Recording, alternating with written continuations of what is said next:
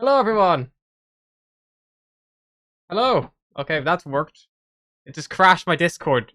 It just crashed my Discord. Putting my microphone on fucking crashed my Discord. Hang on. This is seamless. This is seamless, I say. We are literally professionals. The fuck, I hope not. Why am I Logan? There we go. That's it. Okay, we all You good? should be so lucky. What the fuck? Oh, Okay, there you go. we're fine. I'm It's fucking all useless for this shit. It's all thick. Just wow. What a magical experience. Chat Even like 8:17 and things are going so well. even like some of the overlays are just completely in the wrong place. I don't know what the fuck has happened. There we go. Okay, we're done. I think. Maybe. Who the fuck knows? Who the fuck knows? Honestly. Perfection. Okay. So, hang on, I'm just gonna let me just hang on. 3, 2, 1. And we're back! Wow! Wow! Hello everyone! Welcome to Ready City Crits Dragon Heist. I am your very professional Dungeon Master, Harna. And believe it or not, I've literally had like 2 sips of this can, so I don't know what the fuck's going on today. Joining me, of course, are my regular rigmarole players. Let's start with the one who doesn't have a human face, the short boy. Hello everyone, my name is Lux. I play Bosco Longflower Brandyback. I am a halfling artificer who sometimes causes mischief. I totally am a lawful good character. Let's go to his alleged best friend to the left of me. Hi, my name is Sword, and I play Sullivan, a shifter rogue, most trustworthy party member of this group. And let's go across to his not so much of a good friend on the top left of the screen. Across the diagonal. Hello, I'm Rob. I play Logan Margaster of House Margaster. You've probably heard of me. And I am a human paladin, putting the human in humanitarianism. And let's go to our resident human warlock to steal your line, Adam. Bruh. Hello, I'm Adam. I'm playing the slightly faulty moral compass of the party, Gabriel Duran. Took me one moment there to finish that film. And yes, thank you for joining us. Alrighty. So, when we last left off, the party had a few little delicious breadcrumbs from a fireball that had happened outside of their tavern. Nimblewright had been the cause of this, and after attempting to steal a ledger from the Sea Maiden's Fair, eventually found out through Captain Zord that the Growlhund family were the owners of the Nimblewright, that they fit their description. The party briefly went to Growlhund Manor under the guise of looking to purchase mercenaries to help defend their tavern, posing with Logan kind of heading up the main transaction, Gabriella assisting him, and Bosco and Sullivan as his makeshift bodyguards. Sullivan did try to sneak off and get away, but due to the heavy presence of the guard at House Growlhund, being a mercenary family who provide mercenaries, having a lot of guards seemed quite a surprise to Sullivan, who unfortunately nearly got caught on the balcony by one such large half-orc bodyguard of the lady of the house. The party fled without being caught, however, but all found themselves back outside the Growlhund villa with no more and no less clues than they had originally kind of gone in. They did spot some individuals keeping an eye on the villa from nearby rooftops and inside a building opposite the main gate. However, they assumed that best they make a move, and as they continued moving off, they popped down, picked up some nice clothing, a nice cab fare, and they are heading to Castellanter Villa, where they were invited recently to attend to discuss something with the Lord and Lady of that noble estate. Luckily, by the time they arrive, a quick scan around, you all seem to be no longer being pursued by individuals on rooftops, and anyone in windows and moving around who at least you can see with your passive perceptions right now don't seem to catch any untoward attention. You stand outside Castle Lantern Villa, the cab pulling away behind you. What would you like to do? Okay, I'll take the lead. How about that? Sure, works for me. Yeah, Gabriel just fix her stuff up a bit, fix her gauntlet, make herself look presentable. Do we know why we're here? We were asked to attend an audience with the Lord and Lady of some kind. Apparently, the daughter is in some kind of trouble. That seems, yeah. Yes, she said that they believe that we are people of good heart. I'm not sure where they got the notion from with some of us, but anyway, we should get going. Maybe from the your little shindig and your little House of the Hall of Justice, maybe. Gave a referral. Well, 2 of us have been doing good, while the other 2 have been getting arrested and thrown in salty We will places. do such a thing. That person died in the prison. Mm-hmm. Yeah. Cool. We'll see. I've been getting caught we should... because of others, not because of my own fault. Eh? Mm-hmm. Sullivan will Of never course, get yes. caught because of his own That's fault. it. Externalized blame. Good boy. All right. Yes. I think we Okay. should leave this group therapy session for later. Let's get going. Yes, Sally, if you start running off or creating RG or Bargy, you will be disowned for the sake of my family's honor. Also, Just as so you know. The as you first know- opportunity I get, disowned. as a note, we are heading into a Wait, noble weren't you estate. disowned already, pretty much? But somebody's the owner in that anyway. Oh no. So there's not much honor to lose there, my friend. So I think you're okay now. No. As a note, just in general, for all party members, we are going to noble household. There are various precious things, I'm sure, and it would be lovely if all of them stayed there, because last time somebody tried to take something, they got fucking caught. Excuse Have you me? stolen anything recently, Sullivan, and got away with it? Because I'm pretty sure you've nearly got bodied twice, and you've stolen fuck all. It wouldn't Maybe have body's known, my hard. friend. I said, if I'm going to steal something really good, he wouldn't even know. So you probably Oh don't no, know. we would. You We- wouldn't fucking shut up about it. We know. I mean, last time you tried to steal Sally, you lost your hand. Yeah. Oh yes, that would be funny. Come on. It's While not I've got this funny. natural smile on my face, why don't we head inside and meet Lord and Lady Castlehunter? While it's, more convincing, I'll just keep thinking of your I ex-hand. kind of just hide my hand inside my cloak, like, pout. Damn. Okay, let's go inside this damn villa. Come on, Stumpy. Sorry, And I Sullivan. don't know why I Let's changed go. my voice there for a second. Change the character there for a If second. we get home, maybe I can find some stapler. We can staple it together. We're not stapling anything here, my friend. Maybe we should staple. No, but it could. Let's leave impromptu surgery for later. Maybe we should staple his mouth sometimes. He's got a big mouth for his own good. I'm gonna sue it Point it shut to for Logan. it at some point. Oh. Is there a knocker? Yes, the Castellana Villa has a. It kind of sits, as you see, kind of on that main, Diamond Street there on the corner. The villa itself is made up of kind of like 3 large buildings, 1 coach house on the corner of Delzoran Street and Diamond Street. The northwesternmost, the most northern building kind of has an alley backing onto it at Delzoran Street, kind of just south of Flint Street. That is some kind of smaller property.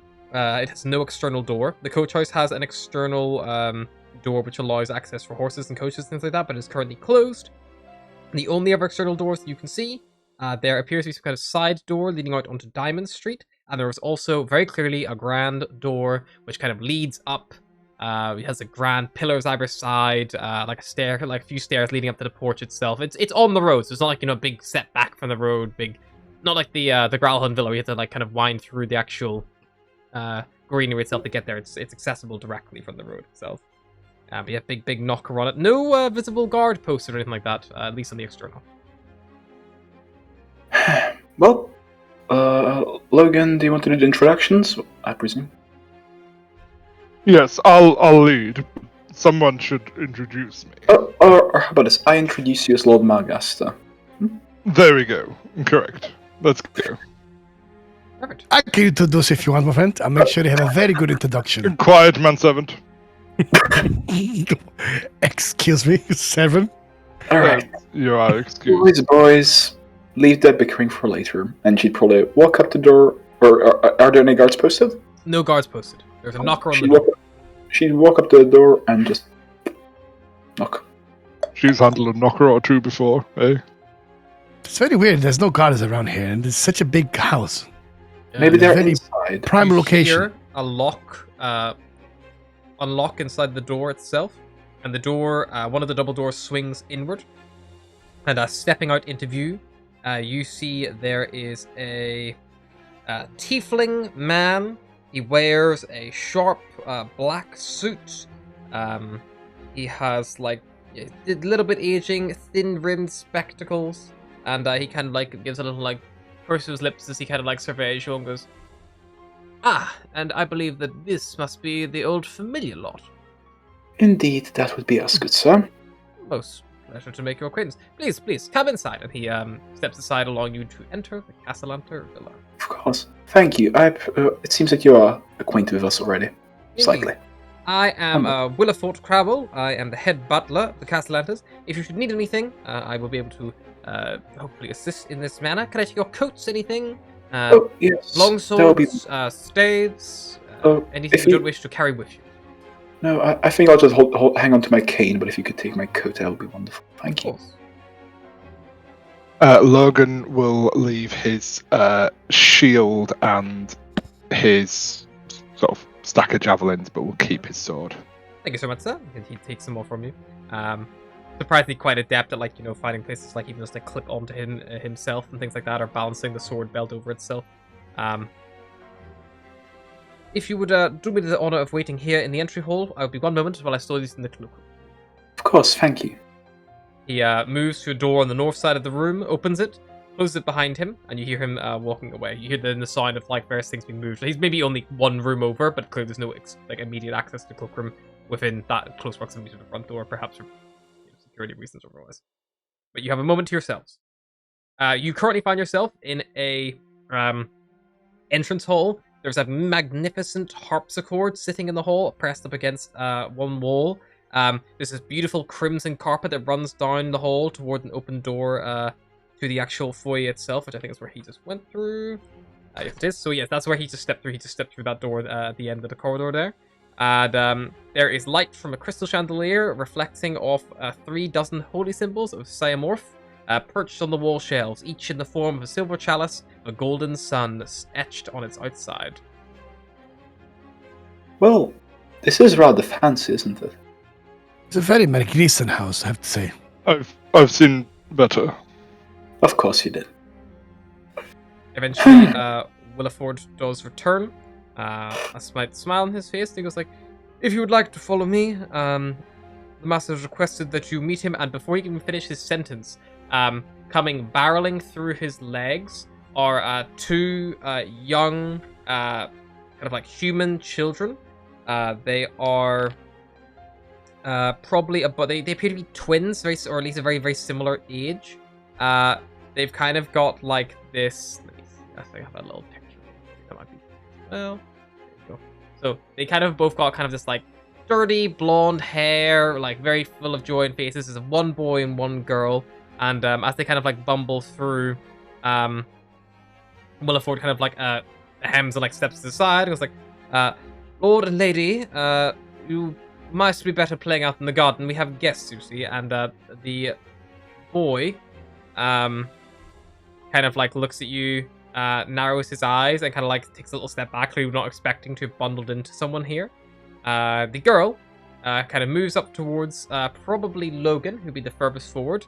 Does a small, very not the most elegant curtsy in the world, Logan, but a curtsy nonetheless. And she goes like, "I am Ellerina, my lord. It is a pleasure to meet you and your friends. Terenzio, say hello." And the little boy shuffles out. It's like a very quick bow. Hello. I'm Tenzio. Okay, just run along. You know, we have normal people to talk to. He's kind of like recoiling a bit away from these kids, probably contemplating stepping behind Gabriella. Gabriel will probably step in front of him, seeing this, and just like, oh, hello, nice to meet both of you, Horencio. So, I like your hair. Thank you. I like yours as well. Mine's a little bit longer. I wanted to cut it short, but my mum wouldn't let me. She says that's for boys. Gabriel would just, I'm sure you'll be able to do that in the future. I think that will be good on you. I'm gonna kneel down. If I don't know if we're the same height or not. They are like they're probably the same height as you, same mate. height as you. Yeah, they're human kids. So I'm still gonna like get it almost like crouch just a little bit, just try. And I'm like, well, you see, we're gonna need some grown-up talk. However, I have a very close friend on me who would love to play. If you're looking for a play friend. Oh, we don't really have any friends. Oh no! Yeah. Please Let's don't. go. No. What's going on? Yeah, and I'm gonna call Google out about that. The boy stumbles back, confused. The girl is like completely like, wow, that's so good. And eventually the boy does come around after the initial jump scare of the eldritch horror, like tumbling out of your backpack. So this is Google. He's lovely. If you just ask him, he'll play whatever game you want him to play. You can play hide and seek. You know, you can be the seeker. You can do whatever you want. I'm sure Google will love to play with you. Isn't that He right? might even eat you. He won't eat you. He doesn't eat. Not yet. He's nice. Yeah, he's nice. I know. Let's go play tag in the garden. And she taps Google on the face, and then goes like, "You're it." And then she runs out through a doorway to the left of the main door as you came in, which previously was closed, which you see leads to some kind of like small little alcove. And then you hear the sound of another door swing open, and you kind of hear like you get that little waft, that draft of fresh air of that door to the external has opened. Tenzio kind of like stumbles over himself, like seeing that Google is it. And like, and like runs off giggling to himself, chasing after into the garden. And then Google just kind of looks at you, Bosco. Go. Do you know what this is? Like, he's got intelligence 10. He's smarter than most people. And then Google just goes, like, out of fucking bolt speed, like, what? Yeah. And then very shortly after you hear like a... That's a lunatic. At least I found a good use for this thing. I hope it doesn't come back. Please just keep him here with the children. Yes, I'm sure you'll have a wonderful time. I just hope he doesn't eat Everyone will them. probably be smiling at this. I love my friend. Anyway. He seems surprisingly good with kids. As But yes. as that's happening, Willifort is paused a little bit longer, and you see a woman enter the door, following kind of briefly after the children. Very clearly not a nanny or a servant. This is very clearly the lady of the house. She wears a beautiful, elegant, kind of like daffodil-colored gown. She has her chin just like almost like perpendicular to the floor, long, delicate features. She is very, very beautiful. She probably is around, you would say, mid-40s or so. Carrying herself very well for her, like, you know, age. Like, her face hasn't even begun to kind of like see that age that you would expect. Not even like a small burst of crow's feet. Maybe it's just very good makeup or otherwise. Her like long brown hair kind of like falls about her shoulders in like a nice kind of like large plait that kind of falls on the back. She gives like a nice warm smile. Goes like, Willifort did mention that you had arrived. Perfect. Willifort, we're going to have them in probably the... Let's see. The smoking room's awful dark. Why not in the reading room? There's a bit more natural light there. Oh, of course, Melody. If you'd like to follow me. And Willifort opens the only other door in the room that has yet been opened, which leads through into a library. The scent of old parchment just hangs thick in the air here. The walls are these like huge, tall, like floor-to-ceiling shelves just packed with colorful, leather-bound books. And each one has like this like rolling rack ladder kind of mounted to it to allow you to reach the high shelves.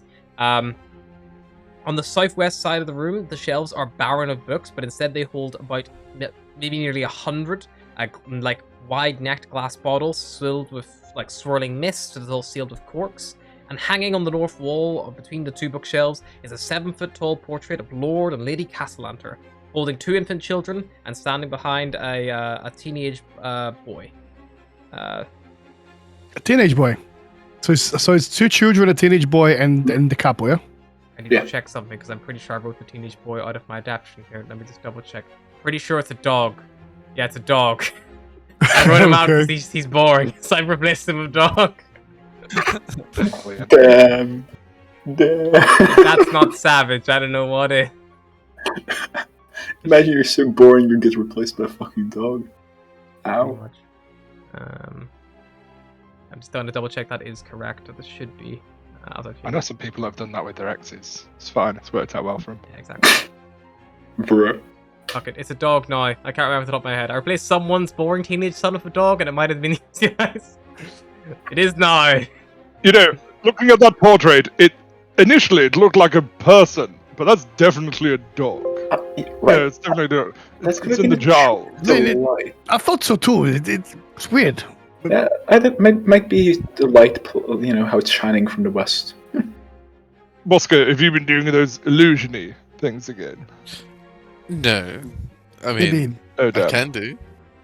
it could be those pictures no. where you turn to the left is something, and then you turn to the right, you can see something else. I don't know. I've seen plenty of those in Maribar. Anyway, I think we should get seated and... The first one, you're the lady has clothes on. And yeah. Oh, Yes, exactly. You've seen those as well. Oh, I'm afraid I've got a I've big collection heard at about home. One day, if you come to Maribar, I'll show it to you. Noble society. Hundreds of them. You're led through the library itself to a small like reading nook, which is beyond the other door on the far side of the library itself. A light pours into the room through 4 tall bay windows that kind of look out in this like beautiful butterfly garden, which is like the actual enclosed walled garden of the estate itself. You can see out there, Google is currently being chased by the little boy, Tenzio, who is struggling to keep up with him because of his short legs. And Google is literally, anytime the boy does get close, Google just flies out of his reach and over him and then flies to the other side of the garden. And you just see like the girl, the young girl is kind of just like also there, but like isn't really involved in the game because the boy is so determined to catch Google. It's almost like she's almost being left out. You see there's a luxurious armchair, a small side table, where an empty glass of wine sits atop a small book. And there's a door in the northern wall, so a beautiful butterfly-shaped stained glass peephole as well.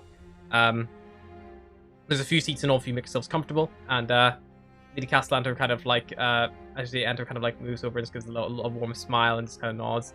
And points just above the door where there's this like big, kind of like black dragon mounted head there just above it. And goes like, well, not the most elegant room, but it is one that Victoro enjoys to receive people in. It looks wonderful. I very much appreciate the books. yes, it's not quite so many as just back there, It'd take you more than a few lifetimes to read all of those. Oh, I should Of say course. so. Most likely indeed. My husband should not be too far along. Would you like any drinks or anything, Williford? Because we have a lovely sort of cellar of wine or tea, various other maybe- spirits and things. Maybe a spot of tea would be nice, if it wouldn't be too much trouble, of course. Williford can sort that. Williford? I'd like a nice glass of red wine. The best we have. Of course, sir. Actually, Don't worry do- about the make it- best. He make won't it know the tougher. difference. Just, It's fine. I'll have a glass as well, if that's okay. Of course. But make sure he's the shit one. Okay, don't give me the good one. Sullivan, Language, manservant. My Kind of apologies. looks like towards the children. It's like, it's Yes. fine. The children Bastard. aren't close enough to have heard any such foul language. Yes, but still. Much like you try to raise your children properly, we try to train our Yes, help appropriately too. our child. Oh, sometimes it can just be hard to get the right help.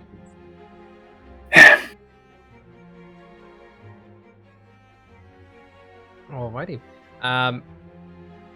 Williford excuses himself, and Lady Castellanter does take a seat. Kind of like in the not in the largest, most grand armchair. She sits kind of just next to it. There's a slightly less ornate one. And eventually Williford does return with all of your drinks in tow. He has a few glasses of wine, a pot of tea, and Lady Castlander seems to be having what appears to be kind of like very simple, clear spirit in a glass. You assume it's spirit based on its measure as opposed to water, which you assume is fluid. Which he just sips on it quite delicately. And just kind of smiles. Says, so please, I would love to know all of your names. We roughly know a little bit about you. You own the that new tavern in the North Ward, sitting quite well. Please tell me how you came to Waterdeep. I'd love to hear the story. Anybody want to start? Logan, perhaps? I'll start, of course. Yes. I'm Logan Margaster of House Margaster. I'm sure I've met you before. You know how it is. Can't quite recall the details, but please, if you recall, do let me know. Yes, we, as part of my humanitarian duties, my duties to the community, we helped rescue a boy. And, as recompense for these activities, we found a property and turned it into a tavern, which is, rather nice. Hoping to put in some effort, to put out some gold, so that we could help others and whatnot. Most wonderful. Yes, I don't think I've had the pleasure of meeting you yourself, but I have met your father and mother on many occasions. I think I saw them at Day, not long past anyway. Yes, no, that would make sense. Sure. Please, my key associate, Gabriella Duran. A pleasure to meet you. And tell her, tell the lady a little bit about yourself, Gabriella. What does this say? I recently arrived in Waterdeep as part of my travels. I work as a legal advisor, a bit of finance, some a bit of magic as well in my skill set. Various things. Between us, we are the brains of the operation. You understand? indeed, of course. And the manservant, is it just that they just servants to aid you? Excuse me, servant. I'm a business partner of all things. Indeed, my of course, apologies. also very much essential as a business partner. Yes. I don't know when it comes to... What? Sorry, boss, could you go ahead first? I'm an inventor, entrepreneur, great chef. Maybe not the last one. Also, you have a knack for inventing things and tinkering, and as a tinkerer. Like a flamethrower. Yes, Wait, you wouldn't know what that is. He has great genius in that tiny little body. Sometimes it's so much genius for him to contain, it just flows out of all the wrong places. And then that thing kind of points out to Google, probably running rings around the You kid. see at this point, like the boy is like nearly completely exhausted, and Google is like not even moving it, like maybe like 10 foot around at this point, and then the boy's like getting so close to reaching him, and every time he gets close, Google just like moves a little bit further. I'm sure they would be complaining about bedtime tonight, at least. Oh, I should hope Yes, that is Bosco and Sullivan, our bodyguard of sorts. He's got us Well, out of my name almost is, as many pickles as he's got. excuse Let me. him introduce himself. I'm sure. My name is Sullivan Talbusk, all the way from Mirabar. You could say perhaps I'm some kind of bodyguard, but I'm also some kind of diplomat per se. My grandfather, you see, he's the head of the Council of Sparkly Stones up in Mirabar. And he sent me down to Waterdeep just to, maybe branch our connections. And maybe start a new business in here. Maybe strengthen our economic powers, you see. And then I met my associates in here, and then we decided to start a little small, just with this grandest tavern we have. The old familiar. It's doing pretty well, shall I say. make me a little deception check with advantage on for your steal. Fuck's sake. Okay. I won't say what bit of your steal is perhaps fictional, but 21, yeah, pretty convincing across the board. He kind of nods. You don't see any strange tells that you might have suspected anything different from you. Also, to Sullivan, before he starts saying, he would approach forward if I try to grab her hand and then kiss it, or like Yeah, grab sure. her hand, speak, and then kiss it, look in Yeah. her eyes, and then bow and then go back. How gentleman. But you should know that I am married a lord of Mirabar. My lord, I suppose, would be apt. My husband would be too long. He's just dealing with some business. Don't worry, I'm not jealous. It's okay. Sullivan, Anyway, please. Do not worry. Don't apologize to your friend. There's a reason why we reached out to all of you, but I'd like to probably wait until my husband arrives Of to go course. into the full detail of it. Winifred, if you could also prepare us a light dinner to be made in the dining hall, we'll be there in probably about 20 minutes. Of course, madame. And Winifred, the butler, steps out the room. There's a period of a few minutes here. If you guys, Lady Castellano, she asks how business is going. There's like very little polite formalities. You will enjoy your drink. Drinks are all lovely. And Gabriel eventually, will extend an invitation for the Castellanters to come by the familiar at some point. that would be most If they wonderful. have. Yes, we've not had the pleasure to go. We tend to be quite busy here. With our I various, fully understand, but if you ever have the time, we will be more than happy to see you. Of course, that would be most interesting. I would love to attend. I'm sure Victoria would love to attend as well. or Eventually, maybe just you. It's okay. Sullivan, as Sullivan says that, the door opens, and the grand form that is Lord Victoro Castellanter enters the property itself. He has a beautiful, kind of like noble, like regalia about himself, a long, sharp beard, sharp mustache. His hair is like curled up into a perfect, almost like curl of like quiff around himself that kind of falls about his hair.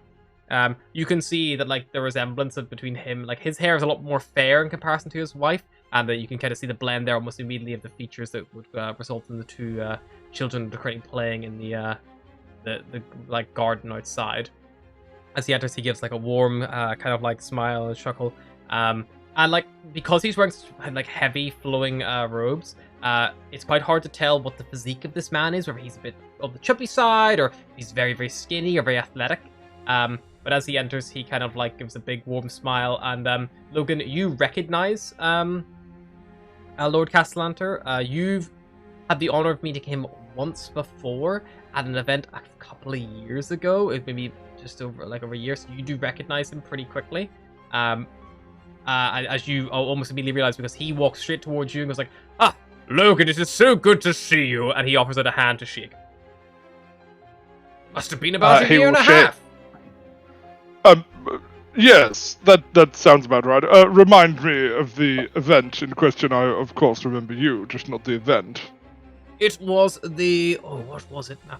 I believe it was about the Carriages Guild throwing an event, a party, whenever they were, for the cabbies and things, making sure they wanted a new general cab for the whole city. I don't think it worked very well. I think it was one excuse for all of us to get together and drink. Oh, but yes, and he's still shaking your hand, and like his handshake is very firm. It's almost like, "You're hurting me a little bit." And like he kind of throws your hand away almost dismissively and turns like, "And you'll have to introduce me to your business associates, I assume, if this is all of you." Indeed. Gabriella Duran, Sullivan Talbosh, she reckons he's a noble from afar, and Bosco, lots of names. Inventor. Longflower Brandenbuck. It is I'll my just pleasure. nod. Sure, that. I'll just give him a last little nod. I must thank you for joining us. And he sits himself down in the large armchair next to his wife and goes like, "It is we reached out to you for help. Perhaps my wife may be able to explain slightly more delicately than myself." And you see he kind of looks over, and Lady Castellana kind of isn't even looking at him now. She's kind of looking out the window, kind of into the garden itself, and she kind of has a small sigh. You see she pulls a handkerchief, a small little dab in the corner of her angle. So yes. Well, I'd hoped maybe to do this after dinner, dear. No, since we should always get business out of the way first, then we can eat and be merry and hopefully, celebrate a new business partnership. That's what I say. Business first, then we celebrate. Very well. I suppose probably best just to cut to the chase.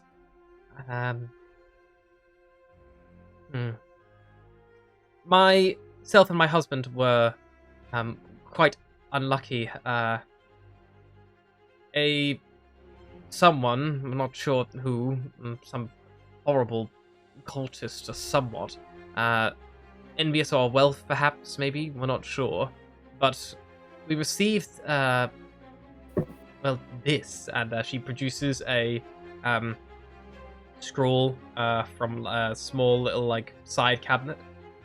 It appears to be like a sheet of parchment, probably several years old, you would say, based on just the quality of the paper. And she unfurls it, and it appears to be almost like a ransom note. It's written very crudely and like very kind of like disjointed, and she kind of like helps read it for you as well, in a sense. And she goes like, "It is basically not even a threat or a demand. It is more a notice period. Someone claims that they have cursed our lovely twins at birth in the name of Asmodeus, and that they will, on their 9th birthday, on his number, lose their souls." I went to many priests and clerics and temples to try to find out if this is true, and although they could confirm the curse was real, they could not remove it. They said whatever had placed it must have been incredibly powerful. After nearly 7 years of searching, my husband and I, we found a ritual which should be able to save them. But it requires us to sacrifice, the exact wording of the ritual, I believe it is 1 shy of 1 million gold coins. And we are quite rich, but even if we leveraged everything we owned, we still can't raise that monstrous sum. So, you would wish us to try and find a way to save your children and remove the curse, I presume? Indeed. We've reached out to you because you don't become the wealthiest family in Waterdeep without having a good few ears and eyes in places. We believe that whatever happened outside your tavern the other day might have had something to do with this greater game that's afoot. Perhaps. If we could get our hands on Neverember's ill-gotten gains, we could save our children's life, and we wouldn't even need all of it, just a fair portion. But we'd be able to part with any surplus funds to yourself to do as you wished, or to give to the city, or whatever. We just want to save our children. I completely understand that, and I personally would be willing to give up a good part of my share for this. Could I insight that and make sure she's thin? One inside him, one inside her as well. Either 2 people can make an insight check, or 1 person with advantage. I'll look at Bosco's like. Can we get some kind of advantage? Sure. Whether 1 person can roll, or with advantage, or 2 people can roll. So I'll give Bosco advantage. No, I'll let Gabby and Sully do it then. They're probably better than me, right? Okay. Okay, I'll just run them on him. I can add a d4 to that if need be. Okay, I'll give you advantage on that one. Just add a d4 for the sake of it. Or advantage or 2 rolls? I give advantage. Oh, thank you. I can add a d4 if need be. Alrighty. Gabriella, you like listening to this story and piecing it together? You're not sure. Maybe something doesn't quite add up. Things like the curse, you think that the curse definitely does seem real, and they do genuinely care for their kids. And you do think that they do genuinely need the money, and that they don't have it. They would need perhaps this horde of gold dragons, this Neverember's cash to perhaps be that. But it's almost like they may even need more than that, but they're not letting on. Like, it wasn't like that's the way she quoted it, like 1 shy of 1 million gold coins. It wasn't like, as in, she didn't just tell you like normally rituals and things like that. It's only almost like a prophecy, on the day of this moon, like there's normally a lot more to it than just you need 1 million gold. Like, it's normally a bit more intense than that. Obviously, they're clearly in distress. I think you would tell for 33, they're worried, and they are they're reaching out to you out of desperation, I think you would also pick up on. I think the motive is honest, but perhaps the overall, they're definitely not telling you everything. Well, I would personally be willing to give a good part of my sum if we find this cache of dragons, but I would much more prefer if you were a bit more honest with us. I think you're not telling us everything. No offense, I just have an inkling. So if you want us, or me at least, on board, I can't speak for my compatriots. They have their own minds to make up. But if you want to get me on board, I would prefer to hear the entire story. I'd just like to... let's say I have a decent knowledge about these kinds of things, and the more I would know, the more it would help me perhaps find an alternate method to help your children. Well, if you're not willing to at the time, maybe, or if you wish to talk it through together, I'm happy to wait. But as I'm saying, it's just an inkling, but perhaps it would be for the best. my wife is telling you most everything that is true with her story. We only have until Founders Day, that is the day before the twins' birthday, and at midnight, everyone they lose their souls. You don't have long. It's the desperation. I don't want to lose my son and daughter. I completely understand that. It's just... And what if you decide to help you get to this big game, the coins, whatever? What exactly is in it for us? Because don't get me wrong, my friend, you got very lovely kids, but it is a very large sum of coin we put on the table here. And plus, who knows, our lives. So I'm just want to put out there, what exactly are you proposing to give it to us in return? Well, obviously we can't pay you back the vast amount of money immediately, but we will obviously be grateful, as will our children. We would have enough money that you would never have to worry about money ever again. We could, and also we'd also give you that lump sum. Whatever surplus we do not need will be yours to keep, and then you would have our guarantee of you are clearly into business. We could always help with your business ventures. Other such things. We would be a key ally to have. We are one of the most powerful families in Waterdeep. Something that having an ally that close, saving our children and saving their lives as well, that's 2 generations of loyalty. You can't buy that kind of loyalty. Believe me, I've tried. While he's waffling on, I don't know if this will actually work or not, but can I just stare out the window and just start to ritual cast detect magic on the children? Mm-hmm. Just see. I don't know if it will detect curses, but sure. It's just I want to see if I can see the children have been magically imbued. See if a curse. I don't know if they glow off if they've been cursed because it's magic. I'm not too I'd sure. also like to use divine sense just while we're in the room with the Lord and Lady. Perfect. Just in case with all that Asmodeus stuff. Yeah, that's 100%. As he reply as well to the thing, Sullivan's gonna go, and just as someone as powerful as you are and as influential as you are, would you perhaps be able to make certain situations maybe go away? Let's say, supposedly, Sullivan. Some external people like Lord and Lady Casalanta are at the pinnacle of Waterdeep society. If you have a misunderstanding, their voice is very influential in helping resolve that. Yes. They can't make things go away, you understand, but they can help straighten out matters, which may have got misconstrued. He is quite right. You don't detect any faith fiend or undead with your divine sense. Thank you. And I will say, just as a note, obviously Amalia described as a human. I never described Victoria's race. He's a half-elf. So he would theoretically live potentially even further. And his kids, you would see, perhaps had a little bit of elvish heritage in them as well. Obviously not full-blown half-elves, but potentially would live longer than the average human as well. So it should see most of you probably well past your life expectancies in an ally, realistically. Bosco, during the 10 minutes you kind of spend casting. Does ritually casting require anything extra to be done? No, I think it just takes 10 minutes. That's all. That's all I'm Okay. aware So of. the spell just requires verbal and somatic as well. So you do have to, verbally and somatically. It is clear that you're casting a spell. Oh yeah. I'm not trying to hide. If you, I'm not trying to hide it. then whenever you start casting it, probably Lord Cassandra will be like, "What are you doing? If you don't mind." I put on my little like Mad Max kind of like goggles.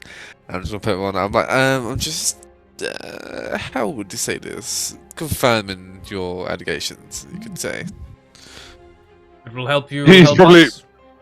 I don't mind. Yes, he's probably just making sure that the problem is what we understand it to be. It's been almost 9 years since this curse was allegedly placed, but I know you've been to various places and said that the curse has been confirmed to be there. Have you found out anything at all about it in your investigations? All we know, it is some kind of curse from Asmodeus, which been bestowed upon them. It will take their souls. I mean, what all we can found, a cleric told us that the most sense it would make is that someone perhaps managed to make a deal with the devil in that sense, and then use that power use their souls in exchange for whatever deal that was. Perhaps because they were only children, young babes, or they were able to convince them to sign or something. We don't know. Not something I'm partial to at all. This kind of thing. Strange. Family curse or something of that nature. It could be something that we obviously don't get to the position we're in without making a few enemies. That was my first thought. Someone who's had it out for the family. There's always been fairy tales of that kind of thing. There'll be witches and things like that.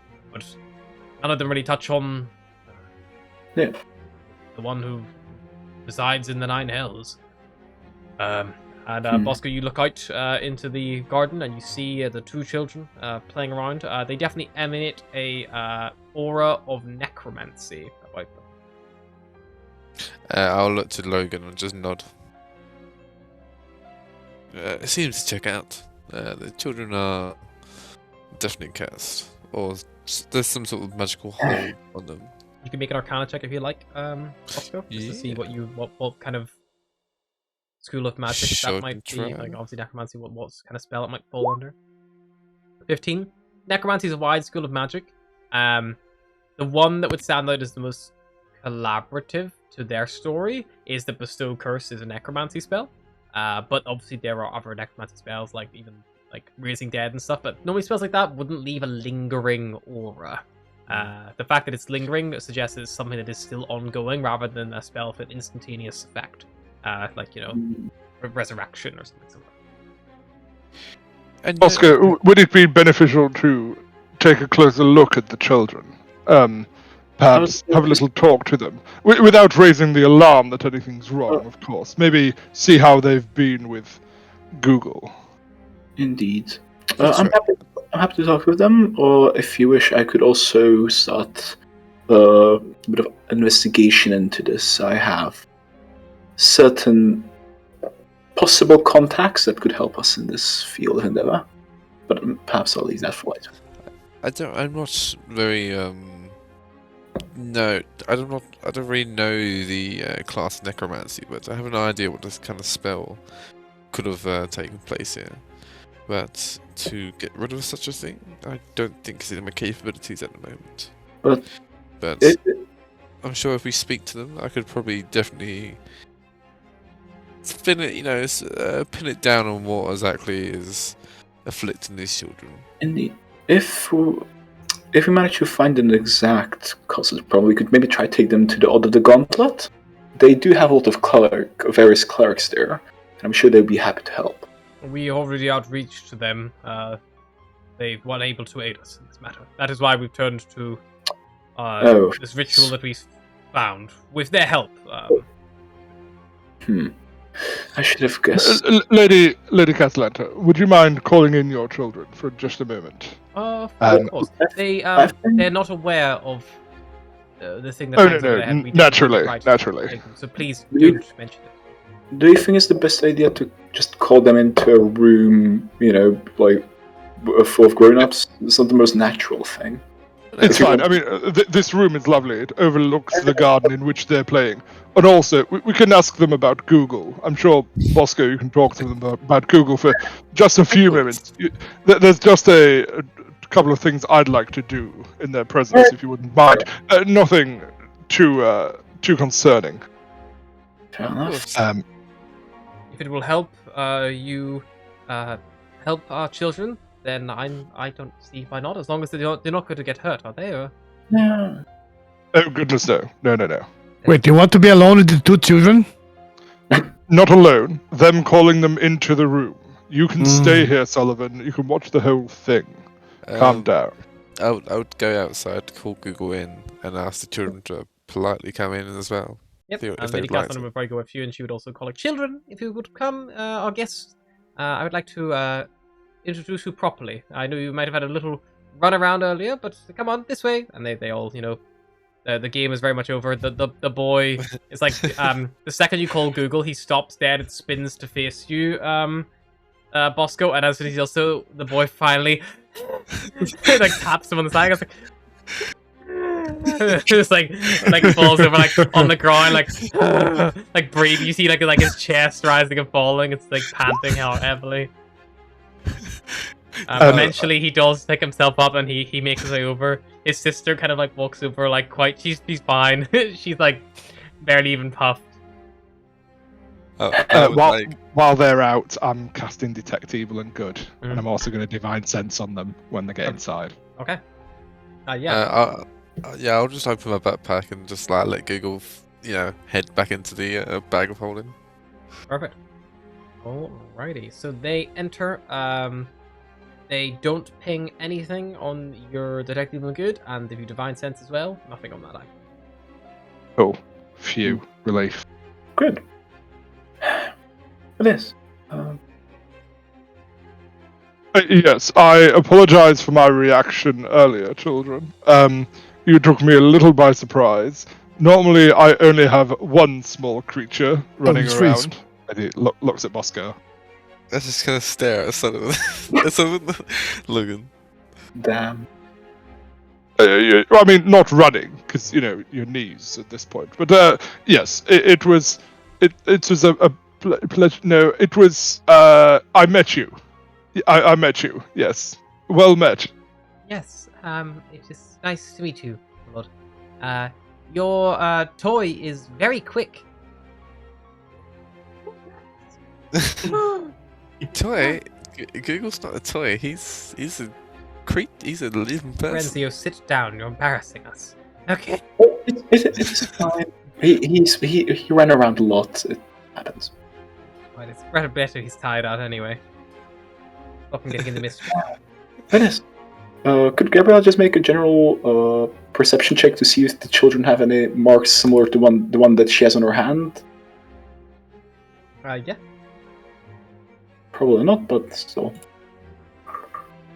Can I have Google out head out of the backpack, kind of like C-3PO, like heads sticking out? Yeah. He's just peeking out. You're looking for markings like the one you have in your hand on who? Yeah. She probably stand up, just maybe under the glass, just stretching a bit, and she just eyed them both a bit. On the children. Okay. Yeah, the children specifically. You don't see any similar markings or any tattoos or anything of that style on the children. At least without, at least in the clothing they're currently wearing, and the fact you can see neck, face, hands, they're wearing, Of course. My long lady, sleeve and long shorts. if I may ask, she looked at the lady of the desk. Would your children happen to be proficient in the arcane slightly? I'm not sure if you would, or if you'd be aware of that. They're tad young to be entered into any kind of wizardry school. I'm not talking about learned arcane, more of innate. Innate? No. I am trained in the arcane in wizardry, and my husband is a cleric. Of course. At Ah, least he's fascinating. trained in the divine. May I ask which god do you serve, good sir? Oh, of course. I'm surprised you didn't see the holy symbols Cymorphe on the shelves outside. Oh, my apologies. I'm not too well versed in divine myself. I'm the only god I follow with this table. That's more symbolic than anything. Indeed. This. Cymorphe is she's been involved in our house for many years now in our respect. She Oh. not a full god, but a demi-power of nobles and nobles' divine right to rule. An interesting god, indeed. Yes, I myself am more than willing to help out where I can. And a small condition is if you could let your daughter cut her hair if she so pleases. I think she expressed that wish. Make me a persuasion check. Please. Can I add a d4 to that? Sure, go for it.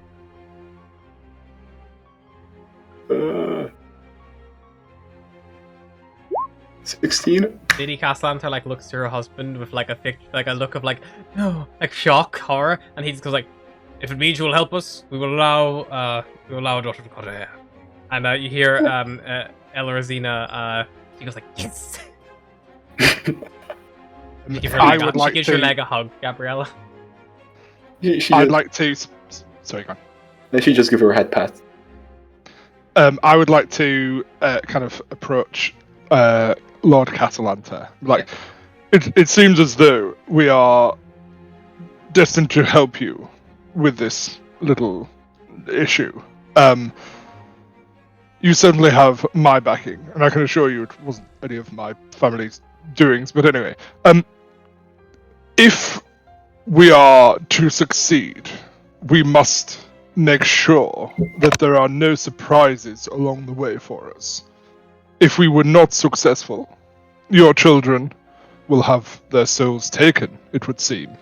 Your wealth would wane, your reputation would be in tatters, and your power in this city would diminish greatly, which I'm sure none of us would want, especially as your new business partners.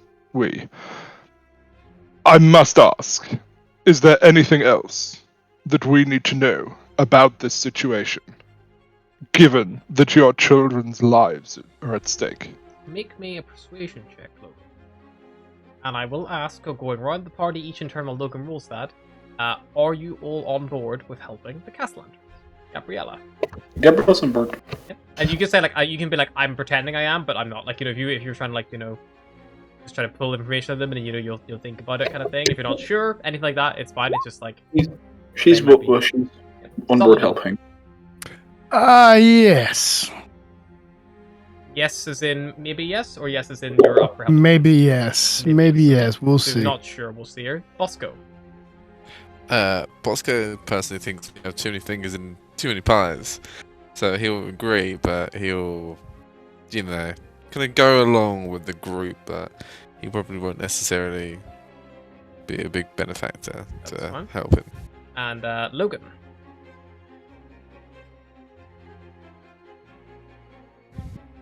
Yes.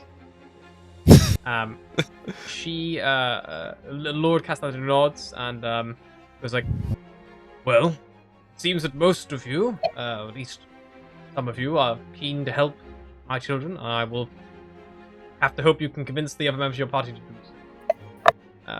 In regards to what help we can offer, you are probably looking for these. And he produces, from tucked up his sleeve, a small, kind of little, almost you think ivory for a second, a little 1-inch diameter sphere, too big to be a pearl, but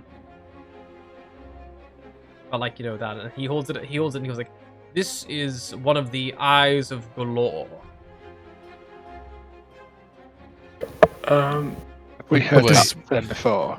What is an eye of galore? You've not heard of Galore before, no, because this is the retcon I did earlier. So Galore is slightly new to you guys. But, anyone can make me a history intelligence check if they like. Any member of the I'll party can do do this. it. Everyone can do it if they want, or Sorry, say history. history. Yep. Gabriella. Gabriella and Sullivan, exact same size and shape as the deficit that was in Raynar's necklace. Oh, I did And see all of this. that size would fit perfectly in that recess. What? We've seen this before. What happened to it? It was in Raynar's necklace. No, This one would Um, not be from one that Lord Neverember's son had on him. This one we acquired from his... Well, we acquired it from another member of his family who has Fair enough. passed.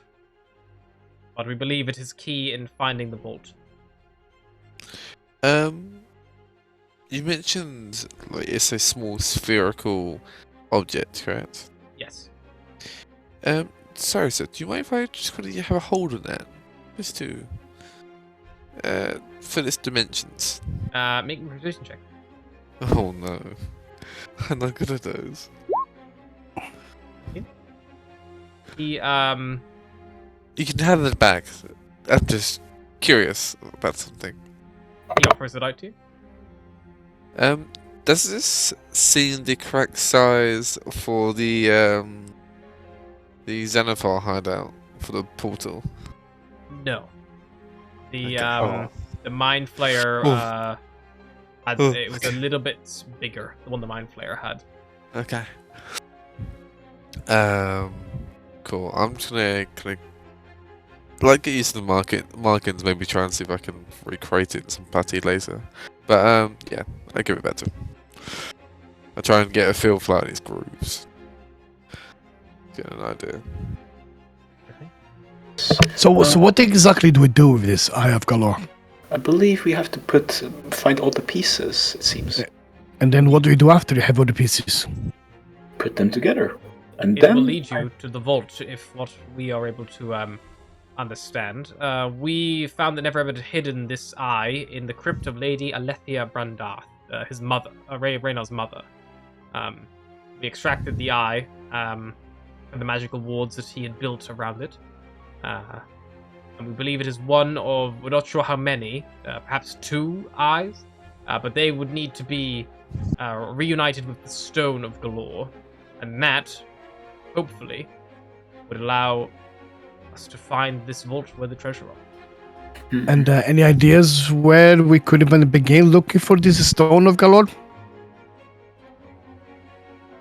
Well, something just happened outside your tavern. yes, Perhaps something of this level of Wait. value warrant 11 people dying in broad daylight. I believe during the investigation, it seems that the person who this attack was aimed at, or if you recall, there was one person, or if you recall, there was one person trying to get away from 2 other armed men before the explosion happened. And didn't we confirm that gentleman was looking for Floon?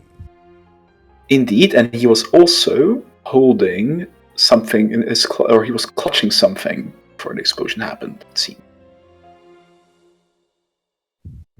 or that's what Barnabas informed me of. I think we need to take another trip to the good friends in the tower.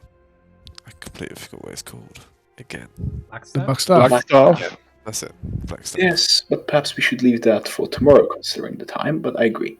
If you want to leave the eye with myself, I do have a safe place to keep it. Under I- lock and watch and key. I You're always believe welcome to, whenever you have the other pieces, to restore it together. I believe that would be safer than what we have. Don't you agree?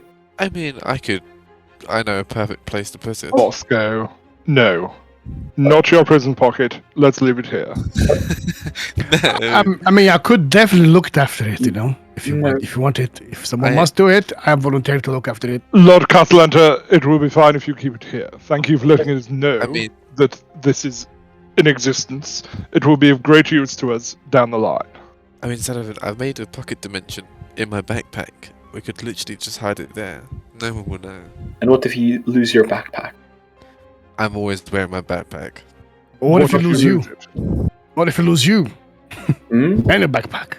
You didn't have it when you were in Prison.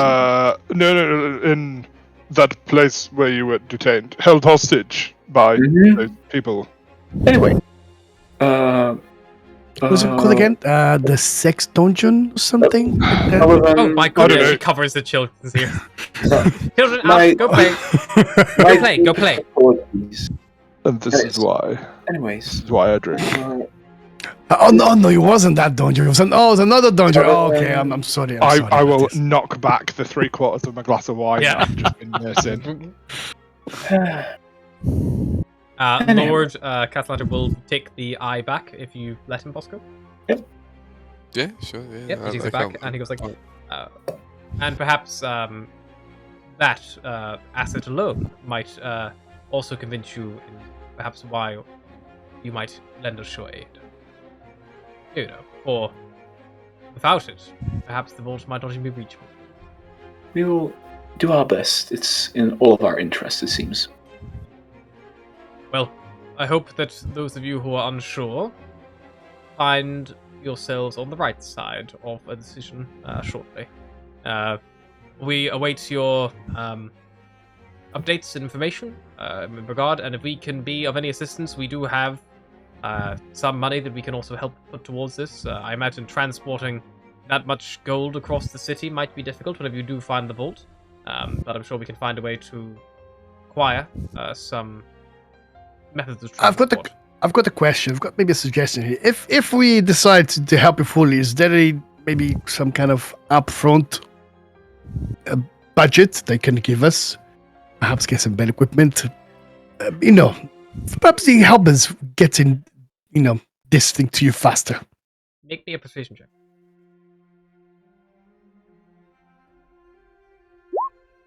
It's like, Certainly. He will reach into his small coin purse that he has at his side. Has a little quick count of it. And he goes like, yeah, he just offers it to Sullivan. That should help you get a little bit of a move on. how much is that? You inspect the coin purse. It is 10 platinum pieces. Thank you. I'll take care of that. Mm-hmm, Sullivan? What? Oh, don't worry. Of course I'll share with you guys. Don't Mhm. worry. I'll keep it for safekeeping. If you wouldn't mind, we could. No, let him have it. It's like a test. You got to test the children sometimes. Yes, like a test. If it wouldn't be trust, sure. But it's Fine, okay. Sullivan goes around and spreads the fucking. Platinums. I wanted to ask how much is in it and then check later. No, it's fine. Yes, thank you. It is 2 platinum pieces. I'm just gonna stare at him because I know that he's gonna. I know that he would pull a fast one. Okay. 5 platinum Okay. pieces. How is it? 10? Is it 10 or 5? It's 10. 10. 100 gold. I Okay. personally have not that many material needs, and I'm pretty well financially reserved for now. We would. Don't worry. Sullivan will wish. Don't worry. But Hey, I was we're about a to say team that now. We're a if you need team. any equipment, I feel free to use my share to acquire it. As I said, I don't have any needs for equipment personally, but I completely understand that you, with your martial positions, would need it. Well, if there's nothing else, I Yeah. believe that Willifort will have had dinner prepared if you would like to stay, unless there's more pressing matters you need to attend to. I'd be Indeed. more than happy. Pleasure now that business is being conducted, I think. I would want to. There we go. Wonderful. And yeah, you are all treated to a lovely, beautiful dinner. It is, the finest of foods presented to you all. Excellent service from the butler and several other kind of like hands at the house. Kind of like just help around. Probably about a 3-course meal. Nothing, like overly insane or ridiculous. But you're all very well looked after, very well fed, and the food is. It's not like a banquet. It's more like course and course and course. And it probably finishes up with a very nice kind of like wine course to round it off, like a very nice sweet dessert wine with a nice kind of like get to roll, shoot pastry, kind of delicacy to kind of round it all off. The children also join you for the dinner as well. They're also pleasant, very, very well behaved as you kind of dine around this like beautiful kind of like dining chamber, which is like this carved dining table. The plates are all made of gold. The utensils are made of gold. The goblets and candlesticks are like these like beautiful like crafted pieces. The goblets themselves are gold. The candlesticks gold. Silk napkins. Like it is like, you know, this is the place where you go for a party and you're like, we need to fucking steal the fucking cutlery from this place. These guys are loaded. Like that, it's like that level of like ridiculous.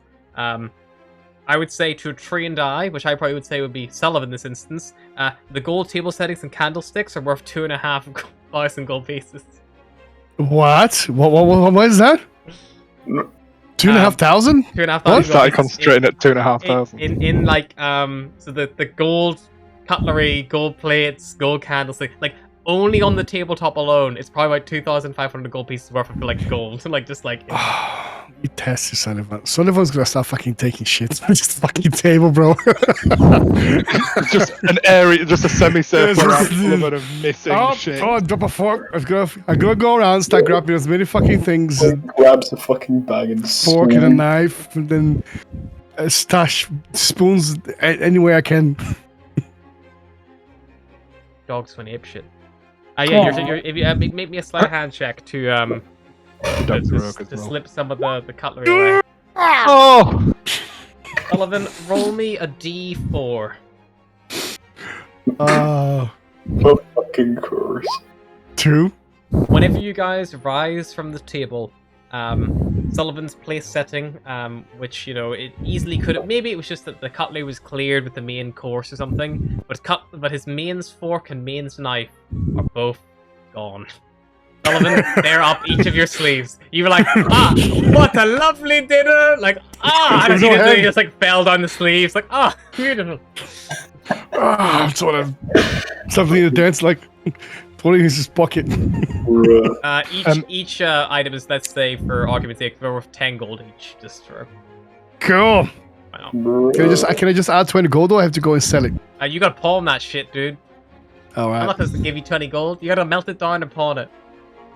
Or you can just have like your own golden cutlery as a flex.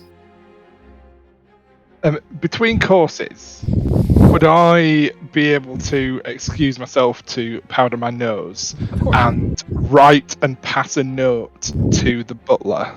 I'll write it up afterwards. Sure. But it's with the angle of we want to make sure that we are helping the Lord and Lady, where I need to validate some details to make sure that our assumptions are correct. Is there a chance that we could meet with you while you're not on the clock? Sure. Yeah, he Something will. along those lines. Luckily, but even that, written in crayon. If you request to go to the powder room, he's basically called over to escort you. You're led up the stairs, to the second floor, into a piano room. And then as part of that piano room, there is a pair of powder rooms, which are unlocked for you. He unlocks one of them for you from the outside. You go inside, he locks it, and he waits at the door for you to basically finish. During that entire interaction, you're alone. So, like, you know, whenever you're like on the walk up on the upstairs area in the piano room, things like that, you can just verbally discuss that to me if you'd rather. Oh, I'd do that verbally, yeah. Instead of leaving like a physical, trying to make out that, you know, it's not that we are distrustful, it's just that we need to make sure that we are treading carefully in business dealings to best protect the Lord and Lady and family. Make me a position check. If that is truly your interest and you're not like, you know, yep, for yourself. 10? You know. He kind of like nods and he's like, course, I could meet you up the clock. If there's anything you'd like to ask me while we're up here, they probably won't be able to hear us over the walls anyway. That'd be quick. No. It'd be much better to perhaps you could meet you at our tavern, the Old Familiar. Stop by, perhaps as some additional off-the-clock reconnaissance for the Lord and Lady for potentially a future visit for them. You could always pass it off as that. And we can have a little chat. The drinks will be on me, and we'll remain in the tavern area, just having a little chit-chat. course. I would normally go out to acquire groceries and things like that for the day with the chef in the morning, but I could always break away for a short time. Splendid. Yes. If I have an idea of when in the day you will be around, I can make sure to be available for you. Of course. Perfect. Well, thank you so very much. I'll bear that in mind. Probably shortly after 11 Splendid. a.m. or so, just before midday. Oh, wonderful. I'll keep an eye out for you. If not tomorrow, then maybe someday after. We get fresh ingredients every day, so if not tomorrow, I'll pop by on subsequent days. If you need to postpone anything, just send me a paper bird or otherwise. Indeed, yes, paper bird. They're nice and cheap, aren't they? Yes. No pun intended, of course, with the bird and the cheap. I yes, my really lord. must go. Indeed. Let's return to And I'll into the powder room, He leads out, you- and then back down. and he leads you back. Yep. Perfect. Yeah, and you guys finish up your meal. You are escorted by Willifort back to the main entrance, and he lets you back out onto the main street. You hear the door lock behind you. Well, that was nice. What? Maybe we should go back to the tavern and discuss this. I don't know. Yes. What time is it? Yes, let's. It's good to be. He's going to be very sort of awkward. It's good to be new business partners with the Castle Hunters. I'm sure it'll be beneficial for both of us. Let's go back and talk our side of the dealings at the tavern. I'll get a cab. I'll get us a cab. Why not? A nice one. Oh, He'll how look around, generous he'll you look are. around for a regular cab. You look around for a regular cab. Very easy to heal. Nothing special. Yeah, you're able to heal one over, and they do lead you up. You request to go back to the familiar. It's one silver piece, it's just traveling across one board. And yeah, you return back to the old familiar.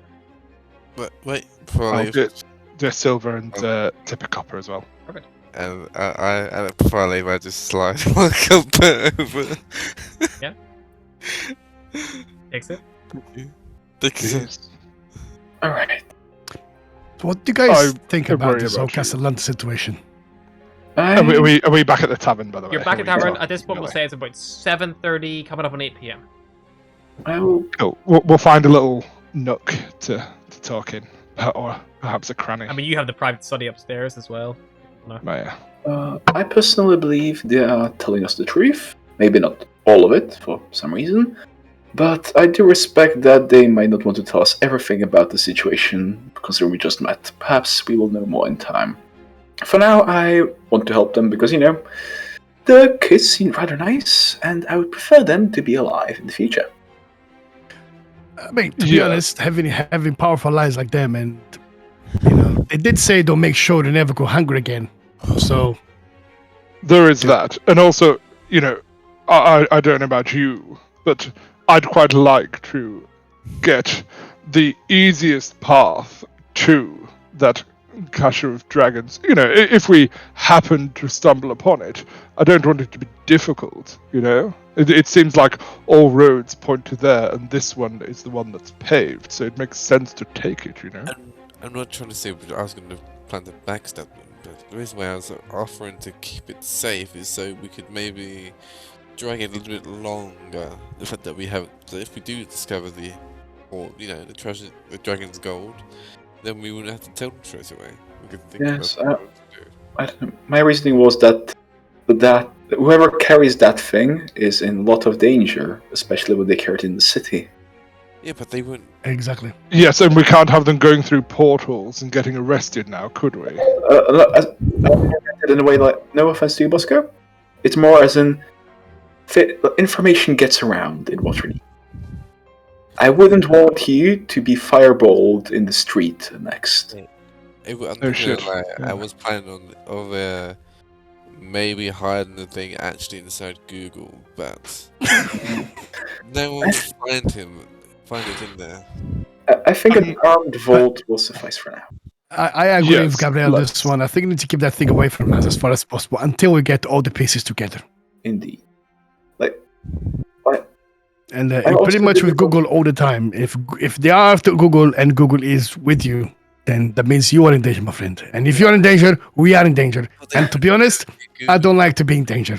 Because I will place the item inside Google in my workshop by myself, so the only person who would know that item's there is you three. So unless one of you guys are the traitor.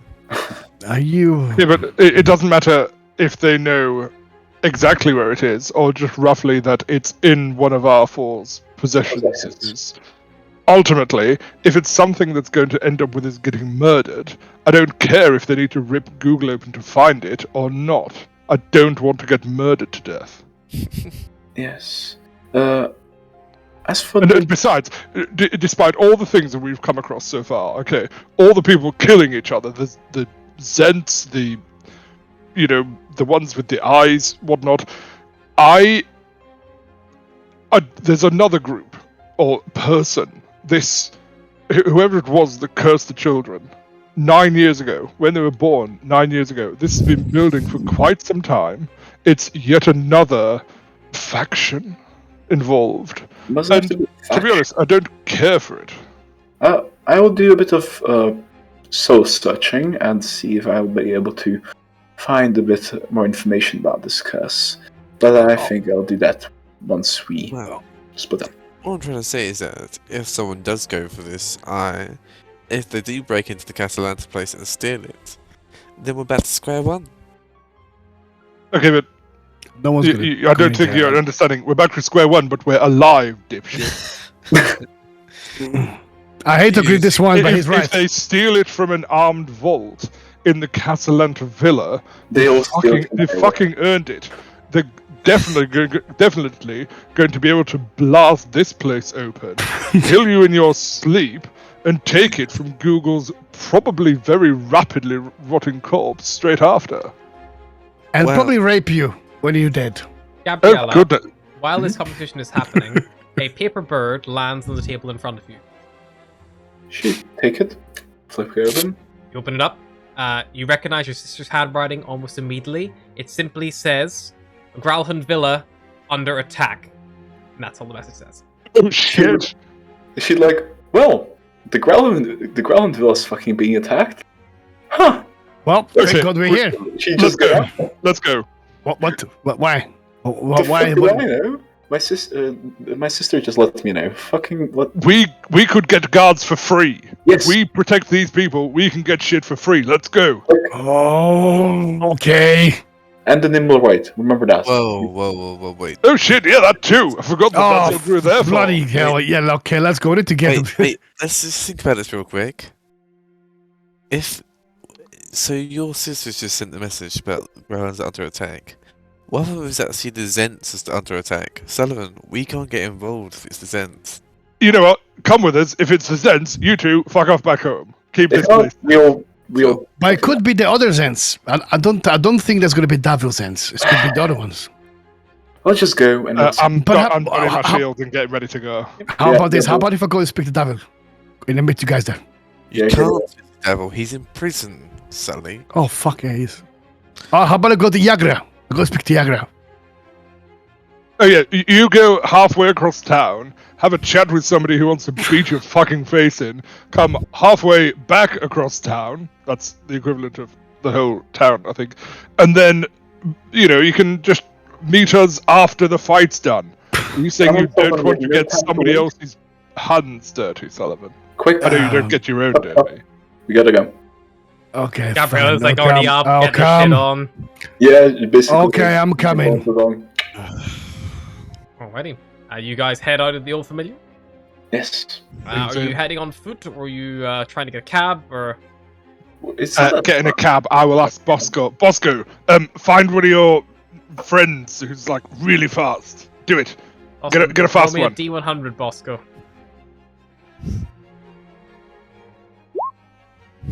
Oh, so close. You're looking around, Bosco. You don't see anyone who you've tipped before. But roll that close. At least there is a cab. Probably the cab who just dropped you off before, probably waiting for his next fare, kind of parked up on Sheridan Street. And he's actually facing the correct direction. It's only 1,000 foot away, but you're able to, approach. And he's like, oh, you forget something. No, do you mind just take us to the Growhorn Villa quickly? But maybe stop at the top of the street just for your protection. Sure. Make a persuasion check, Bosco. We'll pay double. A persuasion check with advantage. Maybe Sounds good to me. deception. 2 silver. Fantastic, Sonny. Don't look at me, my friend. I'll give him Yeah, a goal. He I'll give snatches him a the, goal. snatches the gold. He goes like, "Let's pilot everybody in. Go. Get in. And yeah, and he like hits it, and like the horse like rears up, and you are around the corner within like a minute. Like you are all the way over to Growlhund Villa. So you kind of stop, I guess, on that corner. So you want to stop B? Yeah, because I don't want a rusted carriage getting in trouble. Well, like in between everything. Gotta have a good reputation. Gotta keep my cabbies safe. Anybody, have a listen. Where's the fighting? See if it's kind of the north or the south. I'll do a perception. Can I? So yeah, you I can get. Let's have a couple perception checks. So for 2 people in the party can make 1, or 1 person with advantage. Fuck, I'll do one. Fuck it. I'll make one. Anyone else? Yeah, come Yeah, you don't want me to do it. on. Gabriella.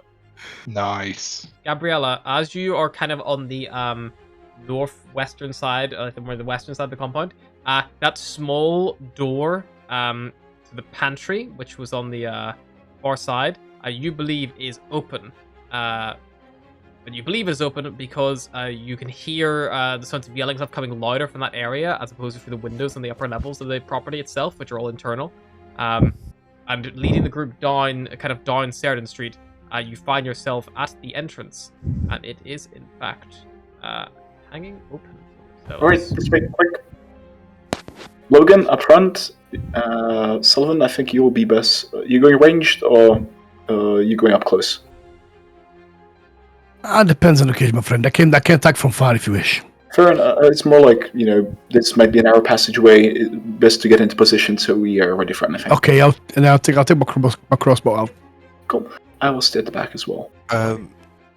Before we take position, I'll ask Google to come out and ask him to fly the perimeter of the area and see if he spots anyone we've met before. Yep. Like any Zentrum. Or like anyone familiar. Like Gabriella's sister, etc. Yeah, make a perception check then if you're just looking around for that. I mean that's what Google do. Okay. Yeah, because I want to send Google to just fly around the perimeter because he can fly Make a perception to see if check he for can Google. spot, see if he can spot any people on the roofs or anyone anyone we might have seen before. Where is the? There you go. Perception +0. Yay! I'll just roll it flat. That's Yeah. roll D20. I'm not sure my lighting Don't is see shit. correct because it's not bright. Yes, Yeah, I it mean, is. it's It is evening. It's late. Okay. It's like 8 p.m. So it is dark. You've returned at nighttime. Should it be different if I have dark vision? Or this is how it the looks? fact you got dark vision, the fact you can see, maybe there will be some streetlights out here, obviously. So I'll put some. There you go. Yeah, I've got dark vision. Alright, Streetlights. let's go. Yeah, Gabriel will probably be spearheading. Alrighty, so Gabriella, you step into the first room, and this door is actually open in here, so I will remove that dynamic lighting wall. So as you enter, this room is, you basically find yourself in a pantry. It is lined with shelves containing dry food, stuffs, spices, just folded tablecloths, jars of preserves, casks of water, ale, and wine are all kind of stored here. This door was looked like the lock had been picked open. Is that? Can you guys not see? If I move into the room, I can only now see through the door. I can't okay, see that's like fine. this area. I'll tweak that. So, floor Yeah, moves it's on. no, There you go. no worries. Alrighty, and but also standing out most clearly is there is a male human and a younger, a male halfling, both gutted, like dead in this room. Shit. May The the soul the find door rest. to actually both of these doors as well are actually open as well. And there. Seeing that there's actual dead people, I would probably offer to go first. If he'd be so kind. Yes, look, definitely go first. Do you, I'll want, be right behind you. do you want to be on defense or offense? Not the fence, in the house.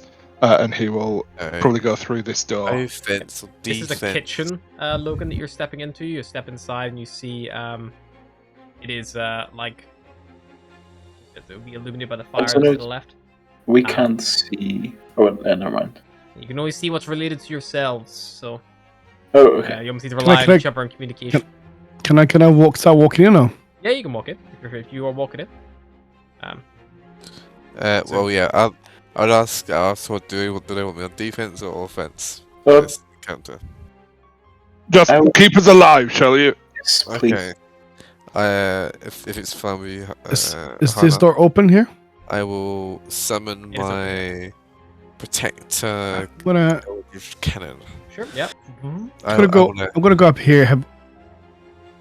I want to summon the crystal kind of like spherical device. I'm gonna go to this door here. Sorry, go on, boss. Apologies. Oh, so I'm just gonna activate my crystal thing to give everyone a D8. I guess 8 temporary hit points. No, it's 12. 12. Wow. even better. It's D8 plus my intelligence modifier. Very nice. If this door is open, I'm gonna sneak up this door here, and then I'm gonna have a look around the corner.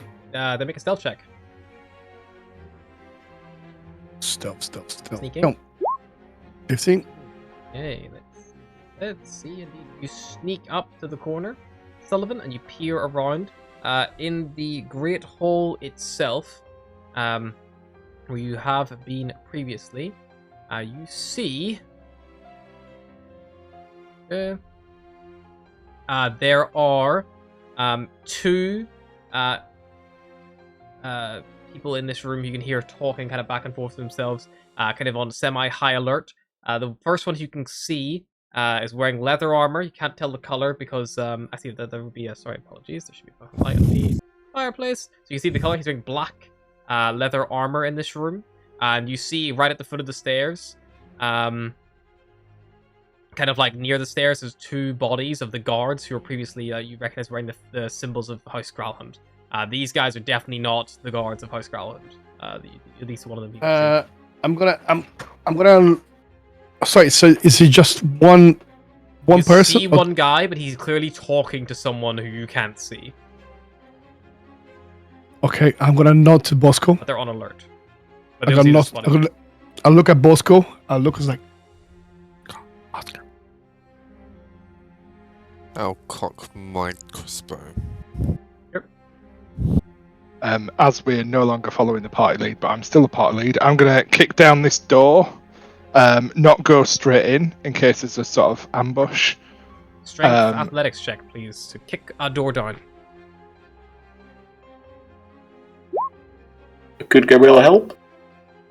Quite difficult to help kicking a door down, Gabriella. Fair enough. Unless you're, like also kicking it down, but No, she's not physically strong enough for that. Anyway, you kick the door, Logan, and lucky for you, it isn't actually locked. So the wooden door swings open from the kitchen into the yard, and you see the back end of the barracks building there. Yeah. Were we in this area before? Do we recognise this area? You were not, and neither was Gabriel. Nah. Okay, nobody there. He's going to move to this door and do the same. Alrighty. Yeah, that one leads to.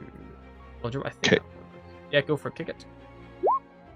13. You kick this one. This one again is not locked, so it does swing open. You see, this door must have been previously closed, perhaps, because as you kick it open, it falls over, as if it was also barged down previously. There's a dead body in here, middle-aged female human. in this like laundry room. You see there's like scrub buckets, wash basins, soap, mops, tuber pots. And yeah, she has a what's your passive perception? 13. 13. You don't. I see it was 13. Gabriella Yeah, behind is 15. Yeah. you between the two of you, the maid has a ring of keys in her belt, which has been like left on her. I will push into the room around the corner and sort of see if Gabriella goes to get the keys. If not, I'll ask her to grab them. She'd grab and it's like, wait, where's Bosco and Selvin? What's... Fuck! Okay, there's a door and something around it. Let's go back. Your boats are moving back to... Cutscene. And Sullivan, as they begin moving back, you see the other thug, the like kind of like thug in his armor. They say something, and then they both move out of your sight. I look at the parts like, there's more dead bodies in here, and I saw two strange fellas with a black lead armor. Alright, let's go after them. Maybe Black leather armor. Do you need to pussy out and go home? No, I don't, my friend. No, they probably sent him, but to be honest, I don't think it's a Dentalim that worked for that deal. Alright, I believe they wouldn't do anything like this. sure. Okay, so it's the bad baddies, not the good baddies. It's the bad baddies, yes. Well, that makes things much more simple. Maybe perhaps I can try to take one of them down from behind. Sure. Or should just walk around them. I think we should, get rid of them before they slaughter more civilians. I'm not too harsh. Gabriella, we could cut them off if they've gone that way. Okay. Presumably, Alright. Logan would be Yeah, plugged in. let's try that. And Logan's gonna run. Oh, Logan, you step around into here, the room, and we roll initiative. Yeah. As you are There surprised. we go. Okay. Of course, they both rolled 16s on their stealth Oh. as they started creeping around.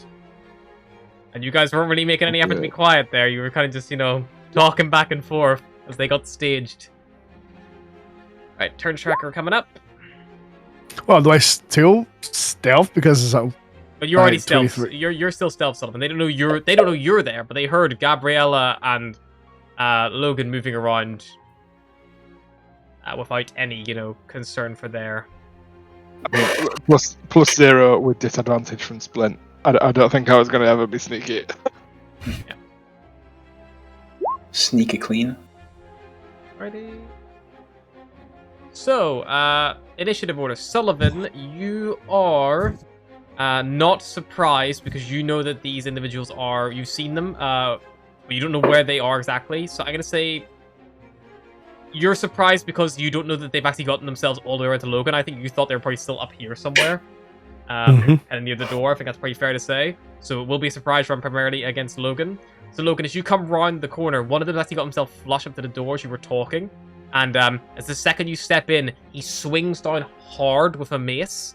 And he tries to bring it down onto My your AC head. is 20. Just so you know. Perfect. He misses with the first attack. And he follows up with a secondary attack, which is no longer stealthed. But the 22 will probably hit for 4 That'll bludgeoning hit, damage. yep. The one across the room has a heavy crossbow drawn, pointed at the door. And he fires it once. For 12, which goes ding, just glances off your shield and misses. And that is their surprise round. Swips all the way around. Top of the round, Sullivan. I'm assuming by this point I hit a battle on the You room. hear probably Logan crying and playing, the kind of metal on metal. Okay, I'm gonna here, and then I'm gonna move here.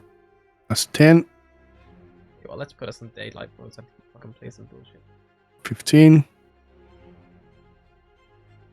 20. What the fuck? I still can't see them. What the fuck? You'd see Logan looking to his left and holding up his shield. They're right. They're busy. You probably can't even. Yeah, I mean the way it's kind of fallen out, they're total cover to you at the minute. 20, 5, 30. Can I get a shot to this guy here? What guy? That guy? Yeah. I believe you can. It looks to me like he's gonna have a good bit of A bit of cover. I would say 3/4. probably got 3/4 cover from there. I would say 3/4 because you shoot with that. I'm gonna. Can I Yeah. can I use my bonus action to hide? Is it supposed to hide from me now? You could have used that in the lead up. I mean, you're already hidden technically, so you don't need to. You've not broken yourself, as far as I'm concerned. You're still that 15. He doesn't seem to be aware that you snuck up to the door. Okay. So in that case, I'm going to shoot him with my crossbow. Perfect. Go for it. Advantage, right? Advantage, because he doesn't know you're there. Bow. He gets a +5 to his AC, but Ah, that will do miss. him no good. Oh fuck! Pum. So that is 6 plus 10. 18 damage. Can I see this guy here? Can you see him? I can see him. I can If see you there's a can see person him, there. then you can see him. Okay, in that case, I'm gonna use my ability. Where is it? Sick. Features and Whales from the traits. grave. Yeah, that's the one. Yeah. So I'm gonna cause another 1d6 damage to that guy, and he takes it straight away. Necrotic. Does he No make a saving saves, throw or nothing. anything? Just happens? Nope. Just happens. It's half your sneak attack dice. 4. Boom. Very Necrotic. nice. Yeah, you see him reach for his his skin begins to wilt a little bit and wither. So I'm gonna say the way it happens is short the crossbow hits him, and as it does, he appears this shadowy figure just launches out of the crossbow bolt into the other guy, which is shaped like Shadow Claw. Just like in a blink of a second, it's like he stabs him. Perfect. Nice. And then that's the end of my turn. Alrighty, their turn. They are going to turn their attention still on Logan, who's at the actual entrance to the doorway. The other one's going to rush up to the other side of the door, and then they're both going to swing with maces blazing, using their pack tactics against him. 5 on you, Logan. Yep. 3, Hits. a miss, and a 7.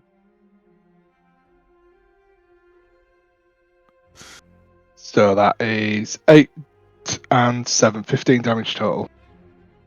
Yep, so 23 all day across the board. Still good? I am injured thanks to the temporary hit points earlier. Perfect. And it is then your turn to retaliate, Logan, as you're being flanked by these two. I'm going to move to here. Yep. And smack the one that got shot. Perfect, yeah, he's still got that crossbow sticking out of his shoulder where Sullivan caught him near his clavicle. Run my longsword through him. Nice. Yeah, you do indeed run it through him for one-handed. Your shield out. One-handed 7. Yeah, he is very badly injured, very bloodied right now. Not quite critical, but definitely bloodied. That will be it. Moscow, you're up. Awesome. I'm gonna do very simple. I'm gonna go 5, 10, 15, 20.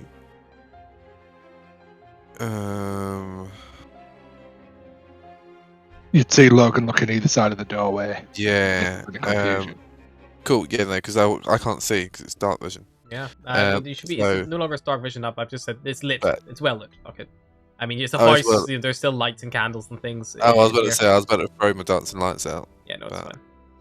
Oh, okay then. Oh, in other case then. This is not me going optimal here, but I don't care. I'm gonna go. 20. Oh, this is 25 actually. I'm gonna try and club one in the knee. Sure. What one, left or right? The left one is bloodied very badly. The other one is injured. Yeah. Done on the left. Go for it then. Club him. See, they're just wearing leather armor, no shields or anything. So that definitely hits. 5. He is critical, but still standing. Yeah, well, straight in the kneecap. Yeah. And then I'm fuck.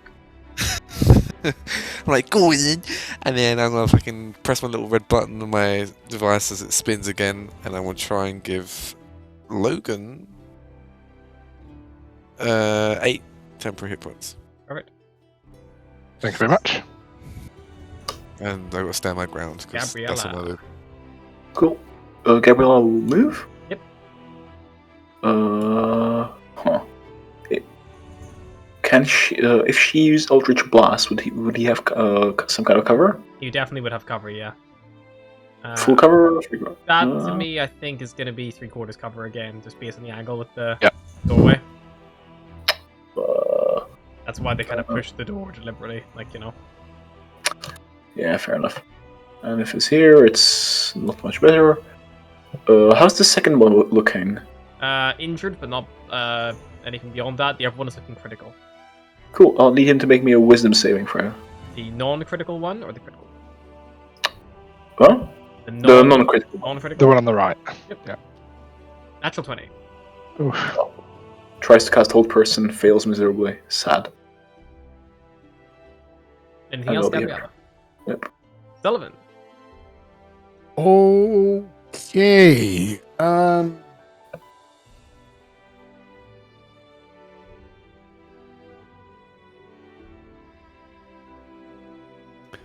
So it's gonna be a bit of a weird. Okay, so who's gonna fucking go in? I'm gonna. Okay, so that's 5.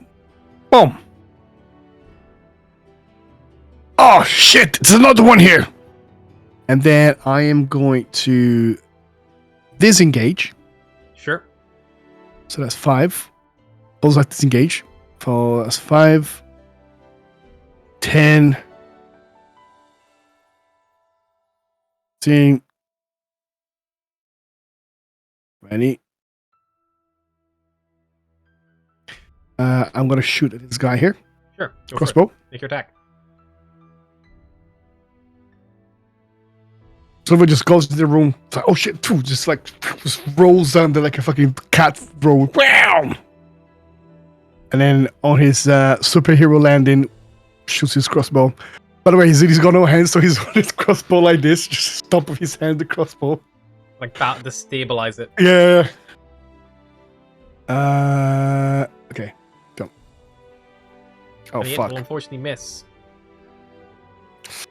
Okay, and then I'm gonna use another 5 movement, and I'm gonna go here. Yep. And Stairway ascending up. we're gonna stay there. Doug's turns. And my turn. They will.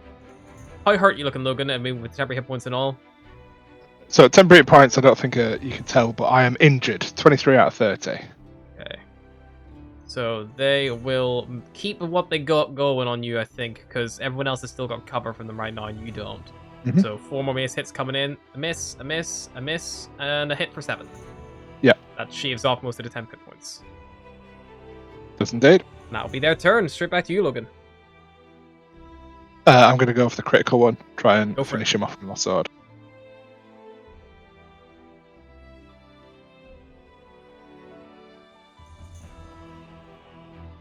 He manages No. to parry it with his mace. Fuck. A little help? Jeez. Don't worry, I'm coming, Logan. I'm just reloading. It's very hard to roll when you have one hand. That'll be it for my turn. Just the vision of the epic description Sullivan just gave himself. I roll commando roll through them. I get up to the corner, I spin around, I fire my crossbow, I roll around the corner, I drop my crossbow on the ground, take my hand, get the crossbow bolts out, I drop it on the floor. Fuck! I pick up a crossbow bolt in my hand, I wedge it on the bolt. I'm trying to pull it back with my foot on my arm because I don't have a fucking second hand. Oh fuck! Oh, I'm coming 1 second. Just take a little bit That's of the real time. reason why you got in cover. You don't want to fucking see your Yeah, allies exactly. make the right dick here. You walk around the corner, he's covered in crossbow bolts. just fucking just keep falling on the floor it's like Kid Sullivan's getting shot at! I'm sorry, I'll call it. Oh, fuck's sake. Oh. Oscar, it's your turn. Gonna come around the corners like crossbows all over the floor. Like caltrops. Yeah, exactly. Oscar, you're up. Bosky is sleeping. Oh, he's fallen asleep! Oscar. He's No. fallen asleep! Bosco. Bosco. Bosco. It's happened again. Somebody clip this shit. Earth to Bosco. Bosco. What are you talking about? I was just resting my eyes. I was listening the I whole was listening the time. whole time. What about the bit that I was literally playing your character? He wakes up, fucking eyes red, like, what was that? But this encounter won't take long. I was gonna wrap it up and then call it, so I vote we just push on through. Um, shit. Bosco will try and cripple this guy with his club again. Sure, sounds Yeah. good. 1d20 plus 3. Yep. Bosco. Here we go again. 12 will hit. Wonderful. That's a 1d4 plus 1. This guy had 2 hit points left. Bosco Brilliant. whacks him on I the upper could kill him kneecap. in my sleep. Whacks him on the kneecap, so he kneecaps this guy so hard he fucking blacks. Bosco, do you attack lethally or non-lethally? Non-lethally. Non-lethally, Bosco. What a surprise! On the kneecaps. This man is knocked unconscious. Alrighty. Perfect. Anything else from Bosco? Does he click his device again on Logan, perhaps? He does. 1d8 plus 4. I think he has a limited number of these. I don't know how this feature works. I think it's once per round when you've got it up, and it lasts for a minute, and then you can recharge it with a spell slot. But I'll double check that in between rounds. Just because everyone also got the initial one as well, so let's Yeah. just make sure we're not fucking it up for him.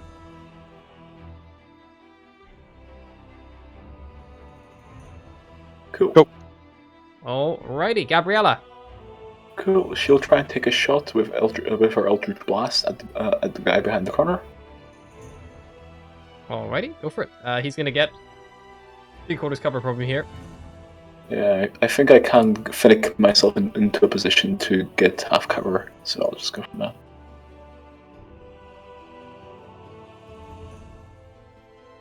She just like aims her gauntlet, like get Even with down. +5, it definitely hits. And it'll be 12 force damage. Perfect. Alrighty, that's good damage. Yeah, that hurts him. He is not quite bloodied, but definitely injured. And that'll be her turn as she just recharges her magic. Perfect. Alrighty. Sullivan. Alright. And then I'll come out of the corner. Yep. Pew. Go for it. Make your attack. And then, in fact, if I'm going to use steady aim to get advantage to attack this guy. Go for it. I should get advantage. That one. Oh, shit. What was not? There we go.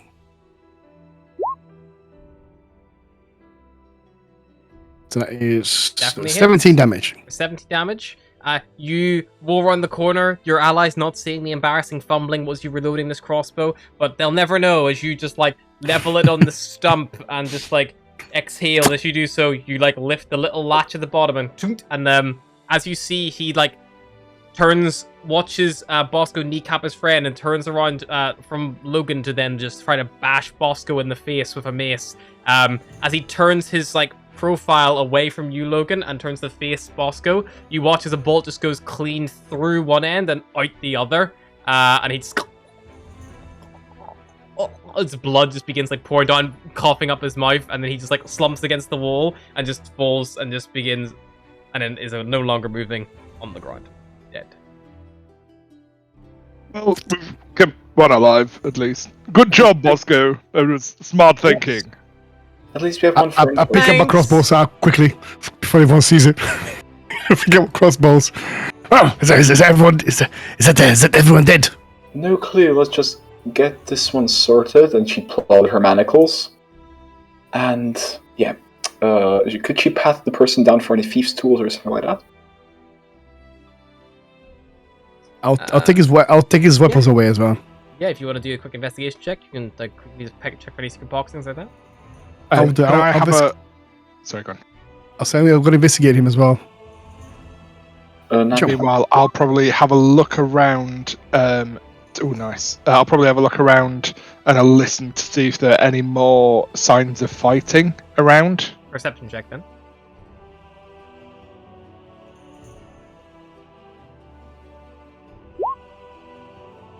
With your passive perception, Logan, since there's more fighting coming from upstairs, the 10 doesn't really give you much more than that anyway. Investigation, you two patting them down. This individual has a mace on him, a heavy crossbow, both of which are -1 because NPC weapons. There's also a selection of about 20 bolts, all -1 again because NPC weaponry. And there is a... Apart from that, nothing like super major on him. There's a small coin purse of probably about like maybe 10 silver pieces on him.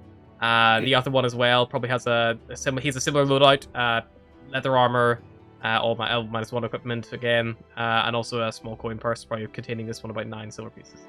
I'll Cool. definitely take the 10 silver pieces. She wouldn't care about the money. She just take her manacles and manacle him with one hand to something hard to move. So if he wakes the up, kitchen was the previous room. You could pull him back into the kitchen and like you could manacle him to like the fireplace where the kind of like metal bar would be, like where there's a nice spit roast there. You can like manacle him to like the spit, so he would struggle to get out. Don't look at me like that, Rob. It's a method of cooking used in medieval times. Keep telling yourself that, oh boy.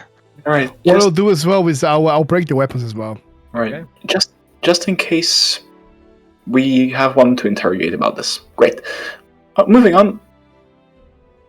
Alrighty. I think that is as good a place as any in to pause for the night, because one of our party members has literally fallen asleep and couldn't hold on for 10 more minutes because he's a little baby man.